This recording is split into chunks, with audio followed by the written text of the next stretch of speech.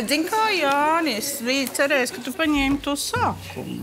Tā ir sākums. Viena žurna. Pirmais numurs taču ir 30 gadi. 30 gadi atpakaļ. Septembrī, 95. gada septembrī iznāca šis numurs. No pirmā lasītā, no pirmā. Merci beaucoup. Es esmu mākslas vēsturniece. Es arī mācu skolā un augstskolā mākslas vēsturi, arhitektūru un dizainu vēsturi un Latvijas kultūras vēsturi. Tā kā šis ir žurnāls, kur tās tēmas ir viss apskatītas. Es domāju, ka tas pirmkārt ir viens no profesionālākiem žurnāliem, kas atspoguļo šo arhitektūras attīstību Latvijā. Un tā ir tāda vēsturiskā laika līnija. Man pasauli viņš dara tādu pilnvērtīgāku, jo tiešām tas ir profesionāls ar akadēmisku ievirzi, kas ir diezgan liels retums vispār žurnālu un izdevumu vidē. Super. Labi, Putniņš izlidoja. Jā, izlidoja. Žurnāls jau ir izdots tāpēc, lai viņu kāds lasītu. Ja mēs tagad esam vietā, kur viņu pārdod. Bet vispār, kam ir žurnāls domāts, lai arī pēc 100 gadiem kāds varētu pašķītīt un paskatīties, kas ir Latvijā bijis uzbūvēts. Kur to var atrast? Redziet šeit, nokonstatēt, mēs fiksējam to, kas notiek. Plānošana, pilsētas plānošana ar ainavām, ar interjeriem.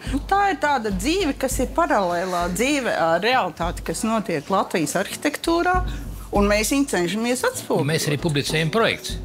Tur ir virkni tādu projektu, kur nekad nav uzbūvēti, bet bija tādas cerības, investors. Tajā žurnālā pirms 10-15 gadiem ir publicēts tas projekts. Var paskatīties, kā bija paredzēts. Bet tie vārti nesen parādījās. Jā, tos uztaisīja saistībā ar to nākotnes objektu, ko mēs esam tikko pabeiguši projektēt. Bet, manuprāt, viņi tagad tur īsti neiedara. Jā, tāpēc viņš tagad bišķi traucē. Jā.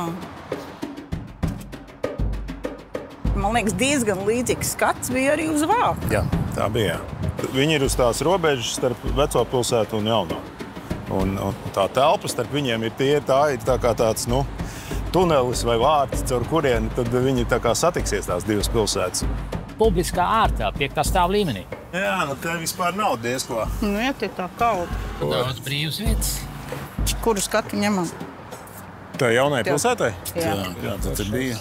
Bet tā ir arī vieta, kur mēs redzam ļoti daudz objektus, kas mums jau līdz šim žurnālā ir apskatīti.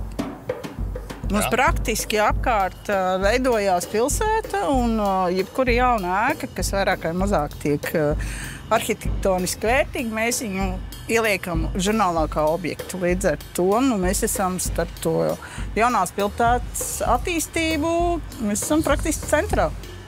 Tas, ka no šīs vietas var redzēt gan to vēsturisko, kas mums ir aiz muguras, un to jauno, kas mums ir priekšā.